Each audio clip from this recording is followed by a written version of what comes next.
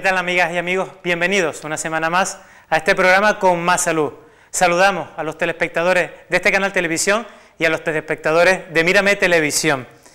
Para nuestra primera visita de hoy en el plató contamos con el alergólogo don Javier Figueroa, con el que vamos a hablar de inmunoterapia o las vacunas para la alergia.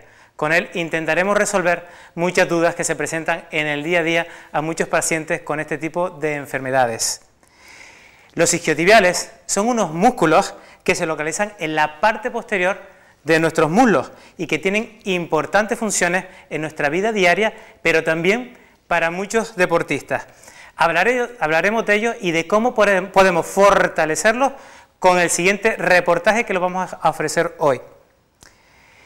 Yo creo que también hemos oído hablar alguna vez del estrés, pero ¿sabemos exactamente qué significa el estrés? ¿Sabemos cómo manejar el estrés? ¿Tienen algo que ver las emociones y nuestros pensamientos con el estrés? Pues algunos de estos aspectos los resolveremos con la psicooncóloga Ana Pérez Brito. Y vamos a comenzar nuestro programa de hoy con el presidente de la Asociación Canarios con Corazón, con el que estuvimos charlando y nos va a hablar de la relación entre EPOC, la enfermedad pulmonar obstructiva crónica, y el riesgo cardiovascular, es decir, el riesgo de sufrir una angina, un infarto o un ictus. ¿Qué les parece si comenzamos ya?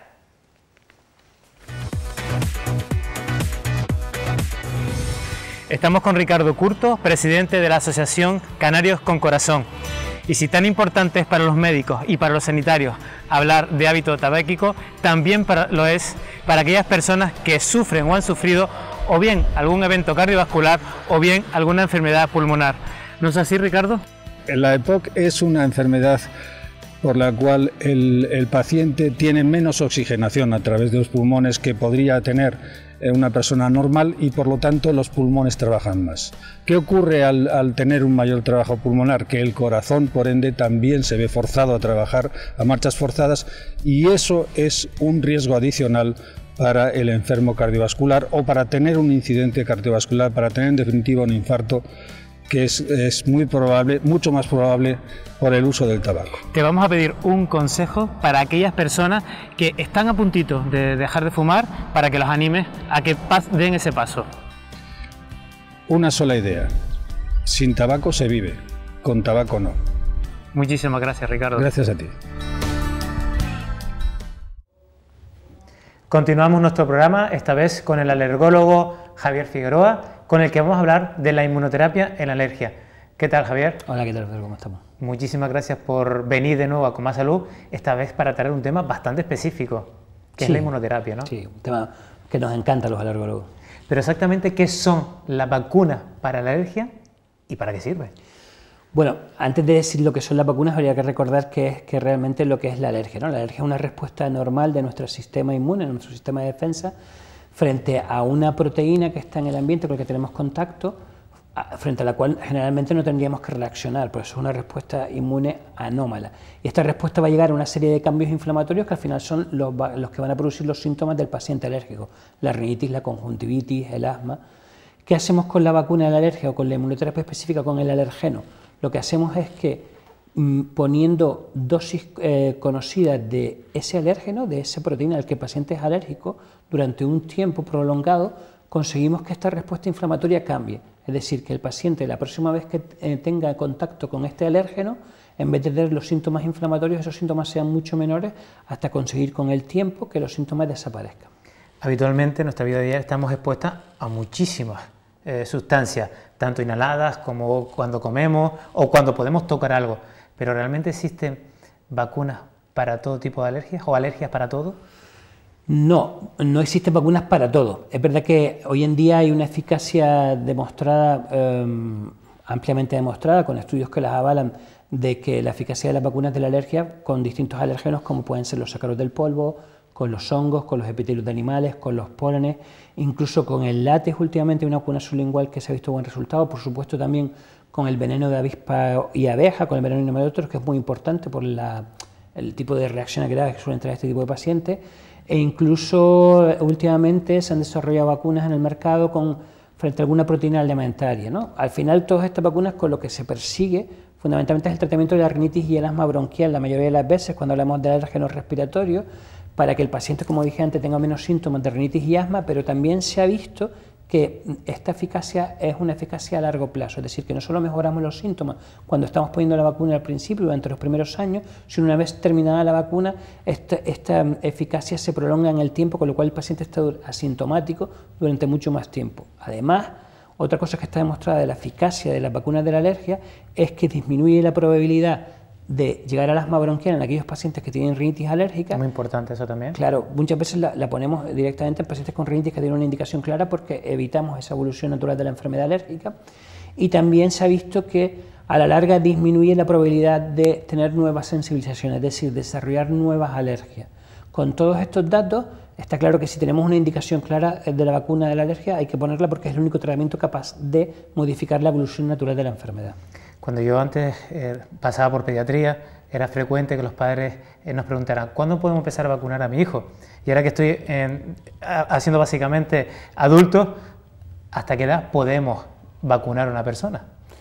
Bueno, realmente no existe una edad límite para vacunar a alguien, desde el punto de vista de que cualquier persona que tenga síntomas y una indicación clara se puede vacunar. Es verdad que las alergias generalmente debutan en la infancia y la adolescencia, y por eso son el colectivo de población que más vacunamos, pero un paciente a una edad madura o incluso en ancianos, la vacuna se podría poner también. En cuanto al límite inferior de edad, generalmente, tanto las recomendaciones de la Sociedad Española de Alergia de la Organización Mundial de la Salud es comenzar a partir de los 5 años de edad, ¿no? Probablemente, no por un tema de eficacia, sino porque por debajo de esa edad todavía en la clínica respiratoria en los niños influyen muchos otros factores, como pueden ser las infecciones víricas, fundamentalmente los catarros, propiamente dicho, y hay veces que es difícil de discernir realmente hasta qué punto estamos hablando de exclusivamente patología alérgica, exclusivamente patología infecciosa o una mezcla de ambas. Entonces empezamos a los 5 años, el diagnóstico es mucho más sencillo, de filiar, y si el niño tiene indicación, a partir de los 5 años se vacuna sin problema. ¿Cuánto tiempo está una persona vacunándose? Y sobre todo, ¿cuándo empieza a ver los primeros resultados de esa vacuna? La inmunoterapia varía frente al tipo de administración, el tipo de inmunoterapia, pero generalmente hablamos de entre 3 y 5 años de inmunoterapia, ¿no? También depende mucho de la carga de sensibilización que tenga el paciente y la respuesta que vaya teniendo. Generalmente con la inmunoterapia subcutánea nos solemos aquí en Canarias, que tenemos una carga alergénica muy grande con los ácaros, ir a los 4 o 5 años de vacuna. ¿Cuándo mejora el paciente? Esa es una pregunta que es lo primero que nos hacen los pacientes. Al final, claro, al final el paciente lo que quiere saber es cuándo va a mejorar, más cuando estamos hablando que estás hablando con el paciente que va a tener un tratamiento de 4 o 5 años de vacuna. Es difícil, ¿no? Porque es una respuesta que no puedes dar una respuesta general, porque cada paciente es un mundo y la respuesta es muy individualizada. Es decir, hay pacientes que al mes, mes y medio, con las primeras 2 o 3 dosis, están diciendo de que están mucho mejor, y otros pacientes que no notan la mejoría hasta meses después. Nosotros como alergólogos generalmente no lo valoramos, o sea, no tomamos una actitud distinta hasta un año después de estar con la vacuna. O sea, si un año después de la vacuna el paciente va peor o no mejora, cosa que es rara, pues nos replanteamos el diagnóstico y el tratamiento con la vacuna. Lo cual no quiere decir que hasta el año no mejore, pero hasta el año no valoramos hacer un cambio de diagnóstico o pensar en otros problemas adyacentes que nos estén dificultando la respuesta natural a la vacuna. ¿Y en esos casos que va mejor, suspenderían la vacuna también? No. Se mantiene porque lo que se ha visto es que para lograr este efecto que hablábamos antes, de no solo el efecto a corto plazo, sino el efecto a largo plazo de inmunización, es necesario estos 4 o 5 años de vacuna. Hablaste ahora de vacuna subcutánea, ¿pero existen algún otro tipo de vacuna? Sí, básicamente ahora mismo en el mercado, las que desde el punto de vista de vacunas alergénicas, estamos siempre hablando de vacunas de alergia, ¿no? Pero hay muchas otras vacunas en el mercado. Estamos hablando de vacunas de alergia, nos manejamos fundamentalmente con 2 vías de administración, la vía subcutánea y la vía sublingual. ¿Subcutánea es debajo de la piel? Subcutánea es el típico pinchazo debajo de la piel con una aguja de insulina, es una aguja pequeña, es una inyección subcutánea, generalmente se hace en el deltoide, y en el deltoide no porque no es intramuscular, sino en el deltoide, subcutánea, la zona. Y luego la vía sublingual, que es debajo de la lengua. La más común son unas gotas o unos sprays que se administran debajo de la lengua, líquidos, pero también hay en el mercado unos comprimidos liofilizados que son también de absorción sublingual. Lo que pasa es que estos no permiten fórmulas magistrales como la vacuna, sino ya vienen con una fórmula cerrada, se venden como un medicamento en un blister, para que nos entiendan los pacientes, como un medicamento cualquiera, pero la forma de administración es muy similar, ¿no? a la sublingual. La diferencia está, aparte de la vía de administración que es obvia, generalmente la forma, en la cadencia de administración, mientras que la subcutánea habitualmente estamos hablando hoy en día con las pautas ultra rápidas, que en 1, 2 o 3 semanas el paciente ya está en dosis de mantenimiento, muchas veces de ellas, e incluso en un día, lo hace el alergólogo, en un día le ponemos 1 o 2 vacunas y ya está en dosis de mantenimiento, y esa dosis de mantenimiento es la misma dosis mensual, una vez al mes. Y la sublingual, generalmente los regímenes de administración varían, pero estamos hablando de administraciones, si no semanales, si no diarias, que muchas veces son diarias, por lo menos 2 o 3 veces en semana. La diferencia está en que la subcutánea es en un centro sanitario y la sublingual se la administra el paciente en casa. ¿Y nosotros podemos vacunar frente a diferentes cosas al mismo tiempo? Clásicamente esto, si me lo preguntas hace 5 o 6 años, te hubiese dicho que no. Hoy en día eso ha cambiado por 2 cosas. Fundamentalmente no vacunamos con varias cosas distintas. Cuando hablamos de varias cosas hablamos de familias, ¿no? Lo que siempre se ha hecho es mezclar en una misma vacuna 2 ácaros distintos, ¿no? O en una misma vacuna 2 pólenes distintos, quizás son los ejemplos más frecuentes. Si no vamos a poner ácaros y polen en la misma, no. Eso no lo hacíamos antes. Hoy en día sí, hoy en día en el mercado hay vacunas que ya nos permiten hacer esas mezclas con ácaros y con pólenes, por ejemplo, incluso con epitelios de animales. La diferencia está que antes teníamos 2 problemas al intentar hacer eso, y es que diluíamos la vacuna, es decir, estamos poniendo una concentración que sabemos que es la concentración que realmente consigue el efecto que nosotros queremos. Si metemos varias cosas, al final estamos perdiendo concentración de todas las que metemos, con lo cual perderemos eficacia. Pero además había un problema sobreañadido cuando mezclabas el ácaro con el polen, y es que el ácaro es una proteína que tiene una gran actividad proteolítica, pero que nos entendamos una actividad que destruye otras proteínas, tiene enzimas que destruyen otras proteínas. Entonces, cuando lo mezclabas con el polen, el ácaro al final acaba destruyendo la proteína del polen y perdemos esa eficacia. Hoy en día, modificando los extractos alergénicos que usamos para las vacunas, estos 2 problemas se han solucionado, los laboratorios farmacéuticos los han solucionado. Entonces hay muchas vacunas en el mercado que te aseguran que al mezclar un polen o un ácaro, o varios polenes y varios ácaros, mantiene el 100% de concentración de cada uno de los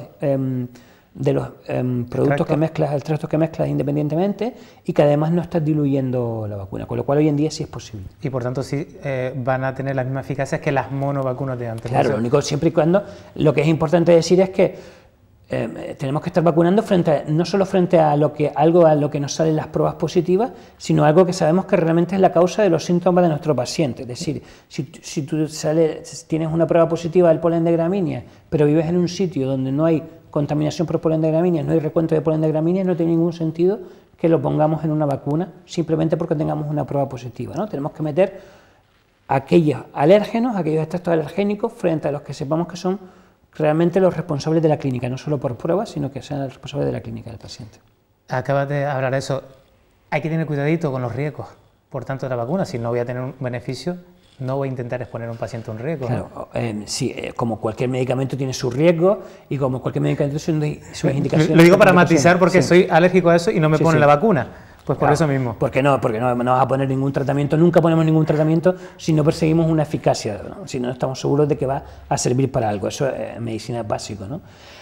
Efectivamente hay reacciones con las vacunas, gracias a Dios las reacciones graves son rarísimas, fallecimientos, estamos hablando de temas anecdóticos, aunque es verdad que puede existir reacciones graves como incluso con anafilaxia.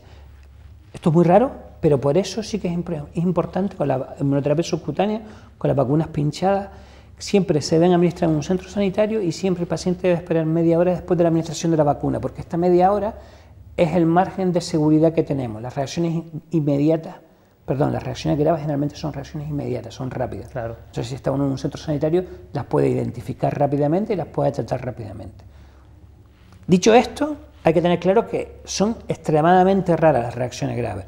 Mucho más frecuentes las reacciones locales, como vemos en la diapositiva, ¿no? Que son, digamos, reacciones de hinchazón local o incluso calor local, que son reacciones que las manejamos bien. Hablamos de reacciones locales inmediatas, que son aquellas que se producen en la primera media hora de observación, reacciones locales tardías, que son aquellos hinchazones que se producen más tarde. Generalmente los medimos, como se ve con la regla que vemos ahí en la diapositiva, ¿no?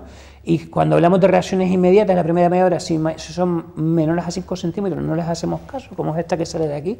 Es decir, unos 3,5 efectivamente. Nada, no es ninguna reacción para nosotros. Y si son mayores a 5 centímetros, pues entonces se pueden aplicar ciertas medidas como aplicar frío local e incluso tomar un antihistamínico, ¿no? Con las tardías muy similares.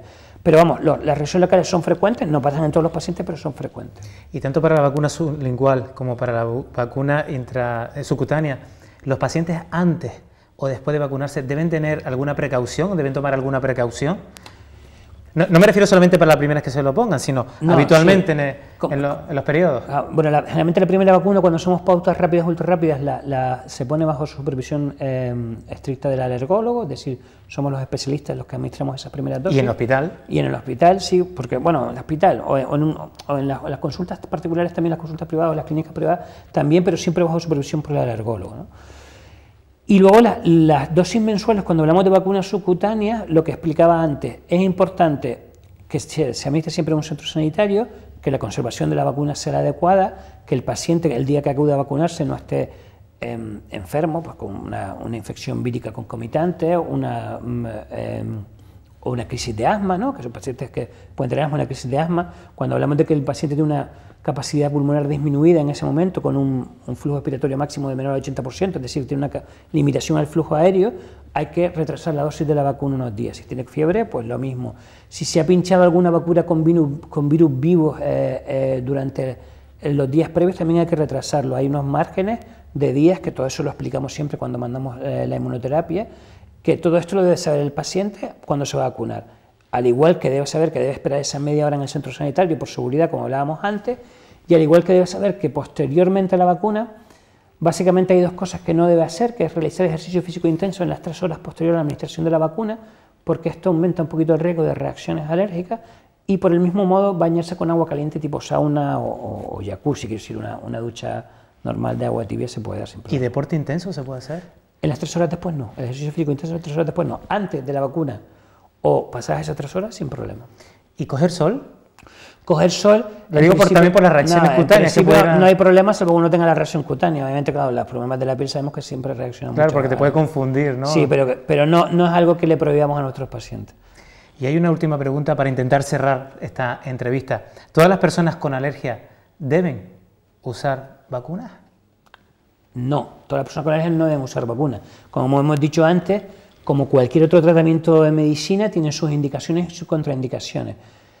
Es verdad que, como explicaba al principio, la eficacia está más que demostrada, además en muchos ámbitos, no solo en el tema de los síntomas a corto plazo, sino de los síntomas a largo plazo, prevención del asma en los pacientes con rinitis, prevención de aparición de nuevas sensibilizaciones. Con lo cual, si tenemos un alergeno bien identificado, del que sabemos que existe una vacuna adecuada en el mercado, que el paciente tiene los síntomas claramente definidos por este alérgeno, y que además no tiene ninguna contraindicación frente a la vacuna, porque hay determinados medicamentos que si uno está tomando no debe administrarse la vacuna, enfermedades malignas, tumores, enfermedades cardíacas, porque hay veces que cuando tenemos una reacción grave, o si tenemos una reacción grave por la vacuna, ponemos adrenalina, y en pacientes que están con una cardiopatía isquémica, por ejemplo, esto no sería adecuado. Pues si no existe ninguna de estas contraindicaciones, habrá que poner la vacuna. Muchísimas gracias, Javier. Muchas gracias a ustedes. Por volvernos a aclarar muchísimas cosas de alergia, lógicamente. Encantado de estar aquí. Y te esperamos más adelante. Muy bien. Y nosotros continuamos nuestro programa, esta vez para ofrecerles un reportaje sobre los músculos isquiotibiales.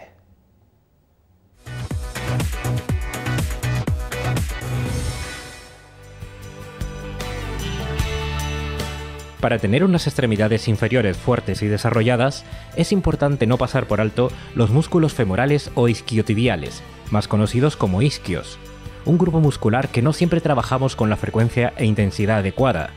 Estos músculos se ubican en la parte posterior de los muslos y no son tan visibles como otros.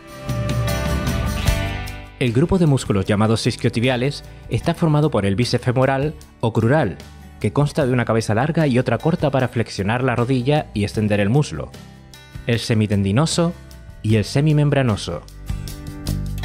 Los isquiotibiales son los principales flexores de la articulación de la rodilla, es decir, su acción es doblar la rodilla, justo lo contrario a lo que hace el cuádriceps. Además, estos 3 músculos, exceptuando la cabeza corta del bíceps, tienen una acción sobre la cadera. ayudando al movimiento de extensión, y también influyen en la posición de la pelvis en el movimiento de retroversión. El bíceps femoral también actúa como rotador externo de rodilla cuando la rodilla se encuentra flexionada. Es el único rotador externo de rodilla, mientras que existen varios músculos que realizan la rotación interna, función que realizan el semitendinoso y el semimembranoso junto con otros músculos. Son, por tanto, músculos que trabajan de forma intensa en la marcha, carrera, subir y bajar escaleras, saltos y cualquier actividad que implique desplazamientos. Bueno, la importancia de los músculos isquiotibiales es bastante grande, ya que son musculaturas que implicamos a lo largo de todo el día en nuestras actividades cotidianas, tanto como para caminar, saltar, bailar. Es importante tanto para atletas como para personas normales que no tengan mucha actividad física, y sobre todo en personas sedentarias es muy importante tenerla bien acondicionada, ya que podría causarnos alguna lesión. Esta musculatura es importante entrenarla porque suele ser una musculatura hipertónica, tiende a tonificarse en exceso y puede llegar a cortarse. Este acortamiento puede producirnos problemas tanto en personas deportistas por el sobreuso como en personas sedentarias del poco uso. Vale, entonces, cuando tenemos esta musculatura acortada, tendemos a hacer una retroversión, que la pelvis gira, se enrosca un poquito hacia abajo y cuando vayamos a agacharnos a hacer algún movimiento nos puede tener consecuencias en el resto de la espalda. Los 3 ejercicios que vamos a ver son ejercicios básicos de técnica de carrera. Estos 3 ejercicios implican bastante la musculatura isquiotibial. Primer ejercicio vamos a hacer skipping, donde tenemos que elevar la rodilla y al mismo tiempo flexionarla rápidamente para ir avanzando poquito a poco. En este segundo ejercicio vamos a hacer un skipping atrás, donde tenemos que llevar el talón al glúteo e implicamos mucho más el isquiotibial. En el tercer caso vamos a hacer los pasos rusos, donde hacemos una extensión de cadera potente, como si fuéramos a dar un zarpazo al suelo. Otro ejercicio sencillo que podemos hacer en casa sería una elevación de pelvis. En este caso, la musculatura isquiotibial colabora junto con el glúteo a hacer la extensión de cadera. Una cosa que tendríamos que tener en cuenta: cuando elevamos la cadera podemos implicar también demasiado la musculatura lumbar. Para compensar eso, lo que vamos a hacer es contraer el abdomen como si fuera una faja apretándose hacia adentro. En este caso vamos a utilizar un implemento como el TRX, ¿vale? Lo que vamos a hacer es exactamente lo mismo que en el ejercicio anterior. Hacemos una elevación de pelvis, mantenemos el abdomen contraído y ahora lo que vamos a hacer es aislar el movimiento en la rodilla. Flexionando la rodilla acercamos el talón al glúteo y al mismo tiempo elevamos un poquito más la pelvis. Muy controlado, estiramos de nuevo las rodillas y nos quedamos en plancha. Y el movimiento continuado y controlado todo el rato. Abdomen activo, glúteo y isquiotibial bien contraído. Como hemos podido ver durante el reportaje, prestar un poquito de atención a esta musculatura isquiotibial puede traernos grandes beneficios a la hora de agilidad y movilidad de nuestro tren inferior, prestándole mayor atención a nuestros glúteos y piernas.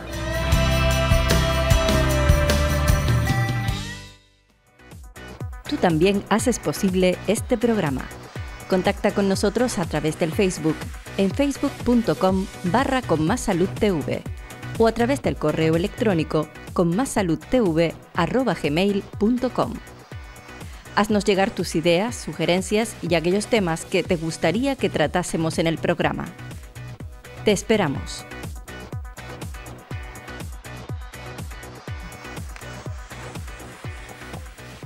Muchísimas gracias a Juanjo Suárez por ayudarnos a realizar este reportaje sobre los músculos isquiotibiales.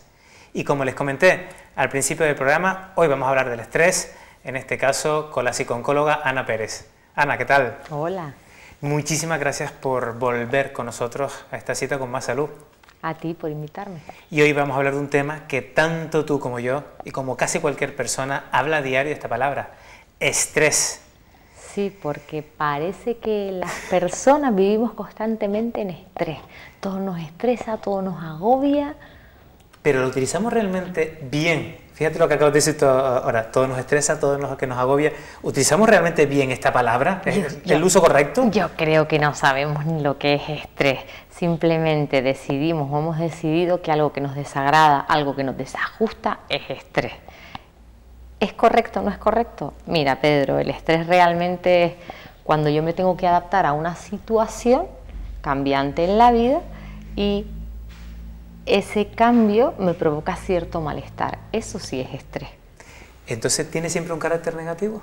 No, ni mucho menos, porque hay determinadas situaciones muy queridas por mí que también me provocan estrés porque tengo que hacer un sobreesfuerzo, un cambio laboral que estoy deseando, tener un hijo, mudarme a otro país, preparar un viaje, me genera sobreesfuerzo, me saca de mi cotidianidad y sin embargo es algo positivo.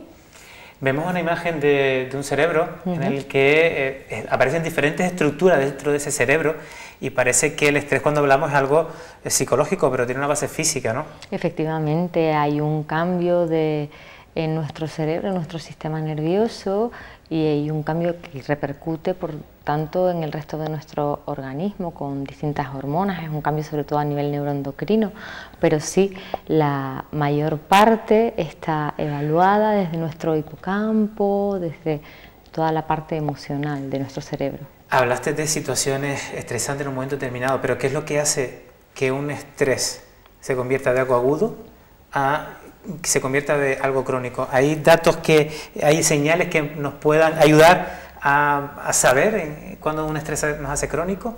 Sí, claro que sí.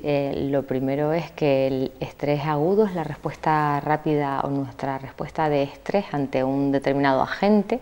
A nivel agudo es cuando hay un cambio momentáneo, necesitamos adaptarnos a algo, ¿vale? Si ahora mismo voy a sacar dinero de un cajero automático y hay alguien con una navaja, pues tendré que prepararme para correr, ¿no?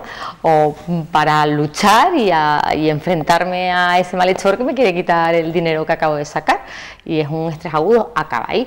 Un estrés crónico es cuando ese agente estresor permanece en el tiempo. Tengo que cuidar a una persona mayor, que es mi padre o mi madre, y va a seguir estando ahí 2 meses, 6 meses, 3 años después. Entonces, el desgaste que me supone ese cuidado se convierte en un estresor crónico. ¿Y existen factores de riesgo para que una persona pueda padecer estrés?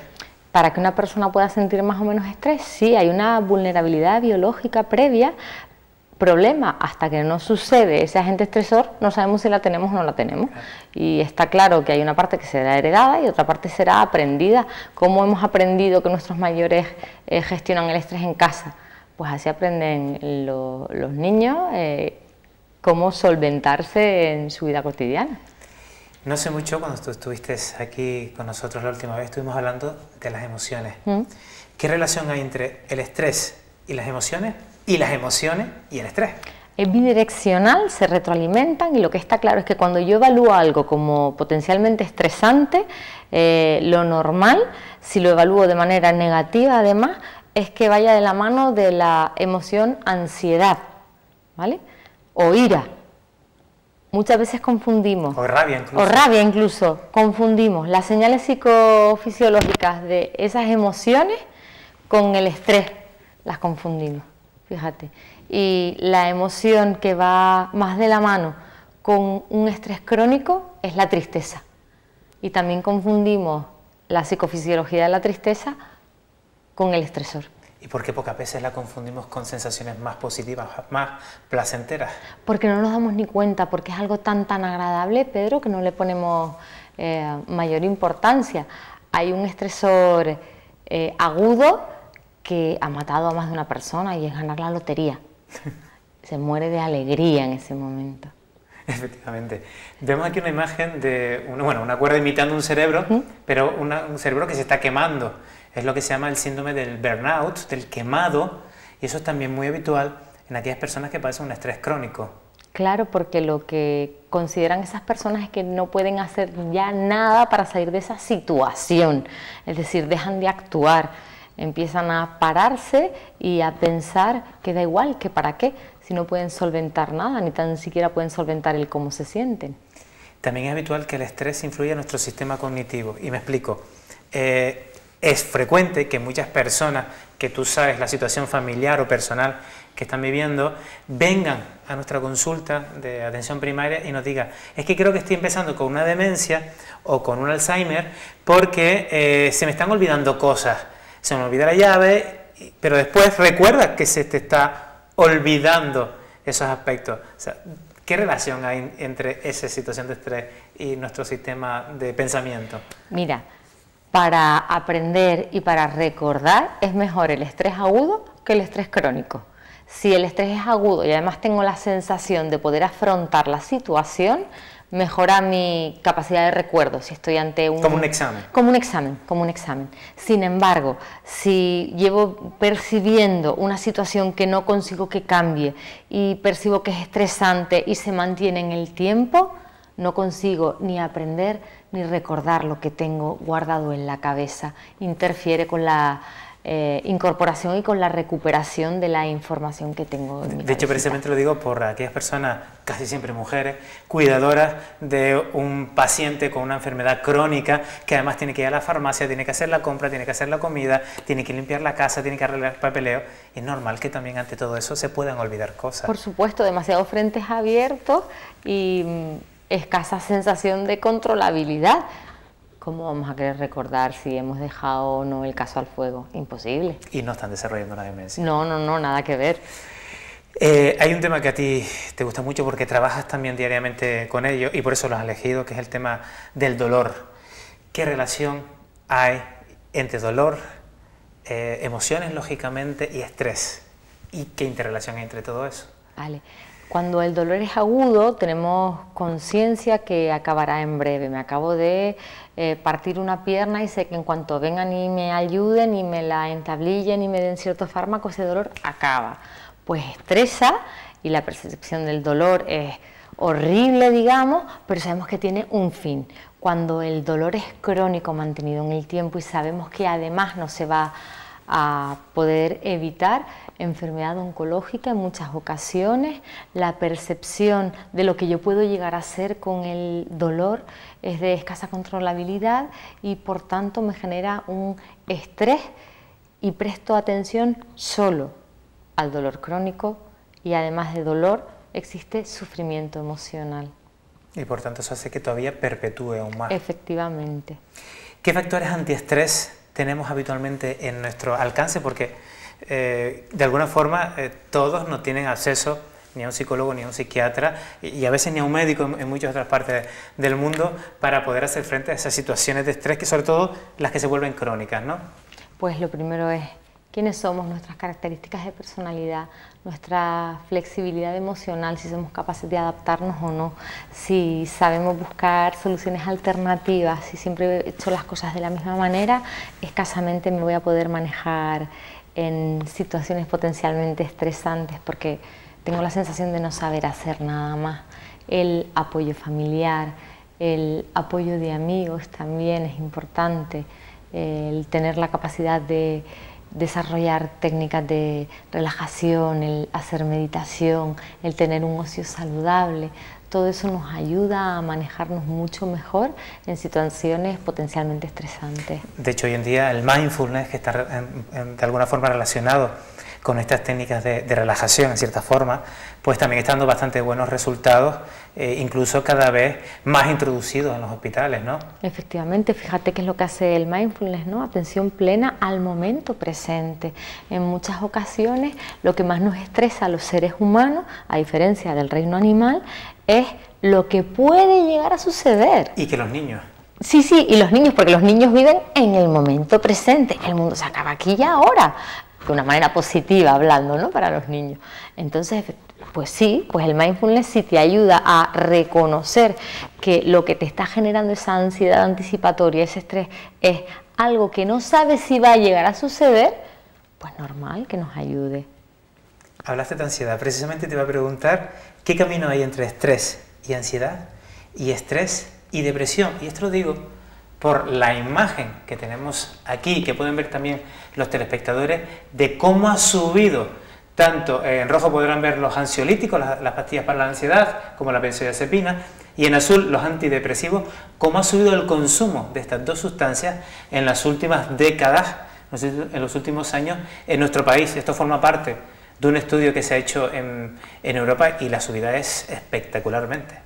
Sí, Pedro, mira, lo que está más que demostrado es que cuando hay un estresor agudo, la emoción predominante es la de la ansiedad y por tanto los trastornos ansiosos, y cuando el estresor se convierte en crónico, lo que hay es mayores indicadores de tristeza que acaban en trastornos depresivos. Por tanto, tiene toda su lógica este gráfico, por muy triste que nos pueda parecer, sobre el consumo de psicofármacos. Sin embargo, lo curioso de este estudio, esto es lo que pasa en la realidad de nuestra atención primaria. Los pacientes vienen a la consulta nuestra del médico de atención primaria a pedir una pastilla para curar su problema, para que se le quite su problema. Fíjate cómo te lo estoy comentando, ¿no? Que se le quite su problema con esa pastilla, ¿no? Pero un estudio realizado hace poquitos años aquí en España, el estudio que se llama PsicoAP, que lo pueden ver los telespectadores si quieren en internet, descubrieron cómo los trastornos de depresión y de ansiedad en aquellas personas que se seguía un tratamiento psicológico y por tanto no de pastillas, ¿vale?, mejoraban hasta en un 70%, mientras que aquellos que siguieron un tratamiento con pastillas, que sin embargo lo que pedimos al médico de atención primaria, solamente mejoraron un 25%. Nos está diciendo que hay algo que no está encajando con la realidad. No, lo que puede pasar, Pedro, es que hemos aprendido a que quiero que se me quite todo ya. No quiero emociones negativas, no quiero sensaciones físicas negativas, quiero que se solvente el problema ya. Y hemos aprendido que eso se hace a través de pastillas que me da el médico de atención primaria, cuando realmente sería mucho más efectivo pensar, es verdad, este estado es muy desagradable, necesito una ayuda y rápida, pero necesito a alguien que me acompañe en este nuevo aprendizaje o reaprendizaje y redescubrimiento de mis propias herramientas para afrontar otras posibles situaciones de la vida cotidiana que no me van a venir de cara. Claro, eso también explica el desbordamiento de las unidades de salud mental, cuando muchas veces los pacientes nos dicen, nos puede mandar al psicólogo o al psiquiatra para intentar solucionar este problema, en este caso que me dé herramientas para solucionar el problema. Y yo te planteo, ¿sería bueno la figura de un psicólogo en el equipo de atención primaria? Sería ideal, porque podríamos trabajar desde la prevención, no ya cuando esté instaurado un diagnóstico, sino para potenciar en la población en general el autocuidado, al igual que médicos y enfermeros trabajan desde la prevención para que las personas sean agentes de salud en cuanto a alimentación, en cuanto a descanso, en cuanto, no sé, a no fumar, ¿por qué no un psicólogo? Porque no un psicólogo sería realmente un abordaje integral de la salud y disminuiríamos mucho a las personas que acaban en salud mental, y se disminuiría también el consumo de psicofármacos, que cuando son necesarios, son necesarios. Algunas personas vienen tan ansiosas o tan tristes que para poder yo abordarlos, primero tienen que estar medicados. Por supuesto que sí, pero que no sea un parche. Sí, que también eso es lo que quiere saber, ¿no? Quería decir, ¿no?, a los telespectadores, que eso es parte del tratamiento integral que debe tener, que la solución no es solamente la pastilla, o sea, quitar esa sensación física, sino también hay que arreglar la parte social y la parte mental, que también está puede estar agravando todo el proceso, ¿no? Claro, y que además tenemos que reaprender que las señales físicas adversas en ocasiones lo que nos están indicando son situaciones de la vida que no nos gustan y que no pasa nada, que tenemos que acostumbrarnos también a sufrir y a llorar y a pasar malos ratos. Como dijiste antes, si yo veo una persona que me va a atracar en un banco y no tengo sensación desagradable para poder sentir que debo huir, me quedo allí y me puede clavar el cuchillo, ¿no? Efectivamente. Ana, muchísimas gracias por acompañarnos una vez más a este programa y te esperamos más adelante. Volveré. Muchísimas gracias. Y a ustedes también les despedimos por esta semana en nuestro programa de salud con Más Salud.